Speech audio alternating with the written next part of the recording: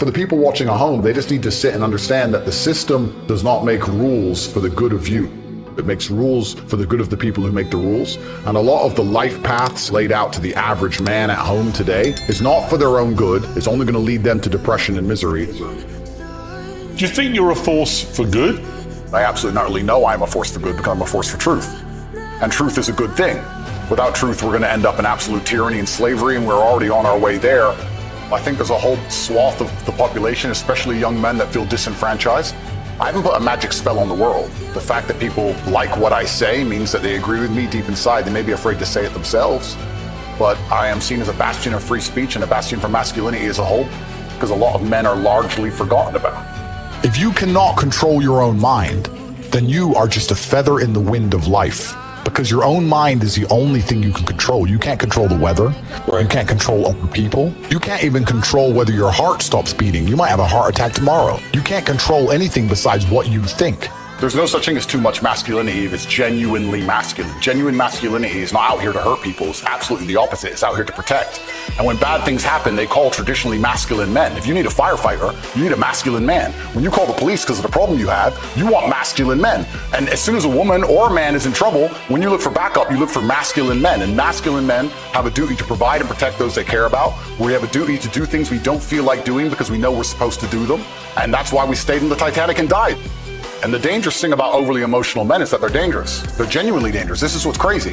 All these people who talk about toxic masculinity and how bad it is for men to be traditionally masculine. A traditionally masculine man does things he doesn't feel like doing because it is his duty to do them. He charges into the building because it is his duty. Not because he feels like it, because it is his duty. We're now teaching the new generation of men that they don't have duty and they can just act on their feelings and act how they feel, and they don't have to act as a man should. Do you know what happens when you get men who just act how they feel?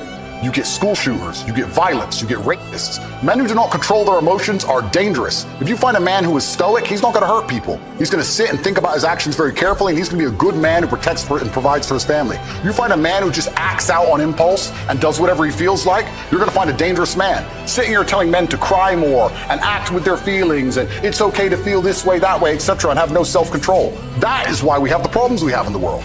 Absolutely not really wrong. So when they talk about toxic masculinity, they have it completely inversed on its head, completely not really wrong. We need to be teaching stoicism. We need to be teaching young men to understand that the world is very, very difficult. It's hard to be a man. You're going to feel bad sometimes. You just suck it up and perform anyway. Not to sit there and cry your eyes out or blame other people. We're living in a comfortable world now where people think, oh, it doesn't matter, it doesn't matter. But you know what? To some degree, it does matter. It does matter, and I'll tell you who it matters to. It matters to your soul, and it matters to God. I stand in the mirror with a pure heart. I know I am the best version of me that could possibly ever exist. I know that God is proud of me. There's nothing that God hates more than sloth and laziness. If God were to create a man and that man were to sit around and do fuck all, God will frown upon you. It's why you're never lucky. If you're listening to this and you think I'm never lucky, I'll tell you why, because God dislikes you because you're fucking lazy. Start to work, start to show God the beauty of his own creations. You'd be amazed how lucky you'll become. Wow. God is unhappy with these people. And inside their hearts, they're unhappy. We talk about depression, anxiety. That comes from self-loathing. You loathe your own weakness. You loathe your own laziness. This is what all of these things are. I don't feel depression. How can I feel depression when I'm the most powerful version of me that I could ever fucking be? How can I feel depression when I could squeeze my own hand hard enough to break my own bones? How can I feel depression when I've smashed and destroyed 68 people's faces in front of me, men who thought they could test me in fair combat? How can I feel depressed? It's impossible. Do you understand? If you cannot control your own mind, then you go through life with zero control, zero influence. You can't control anything. You're just a feather in the wind, waiting for life to blow you from happy place to sad place to happy place to sad place. Hey, Andrew, how do I get like a six-pack quick? What's the fastest way to get a six-pack? Why does it have to be quick? Why does it have to be easy? Why do you think life is all quick and easy? Why can't it be hard and difficult? Why can't you suffer? Because suffering is what gives it value. If everyone had a six-pack and it was quick and easy, then it wouldn't be valuable, would it? If everyone walked around with a six-pack and they got it easily, then no one would give a shit. The whole point is that it's difficult to get. Value is linked to difficulty. If you want something that's valuable, you need something which is difficult to obtain.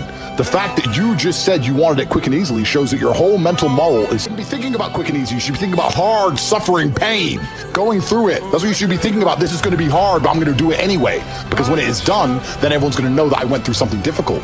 Why do you want it to be quick and easy? You're Don't right. you understand how it defeats your mind is? It defeats your mind is broken.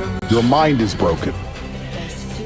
I say that life as a man is exceptionally difficult. I say the most beautiful and the most terrifying thing about being a man is you're born without value. Society doesn't care about you. You're only going to be cared about based on how useful you are. You have the chance to build yourself up and become a superhero if you're prepared to do the hard work and be indefatigable enough to never quit.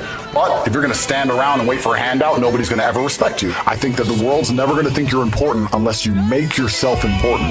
I think you get to decide what character you want to be in this movie, which is your life. You can decide if you want to be a comedian or a musician or a fighter. You get to decide what you want to be. And if you work hard enough, you can become it. It's the denial that's going to hold you back the most. The people who go, yes, I'm wasting my potential. Those are the ones who have potential. The ones who stand up and go, I am wasting my potential. I could be anything and I am not that yet. They have a chance. This stream actually, like, I'm pretty sure changed like lives. I swear to God. Like, you changed lives just now. I hope so. If you don't know what to do, I will teach you.